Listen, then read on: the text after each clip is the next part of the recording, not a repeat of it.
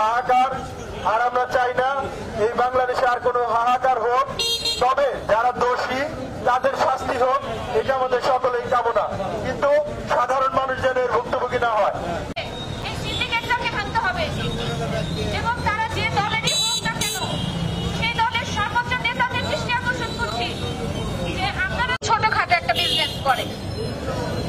কিছুদিন আগে যখন নাকি বৈষম্য বিরোধী ছাত্র আন্দোলনে অংশগ্রহণ করেছিলেন, আমার হাজবেন্ড খুবই ছোট একটা বিজনেস করে, তাকে বিএনপির নামধারী একজন নেতা, নাম হচ্ছে আশরাফ বাহিনী, তার নেতৃত্বে কিছু ছোট ছোট ছেলে মেয়ে কাজ করে। তো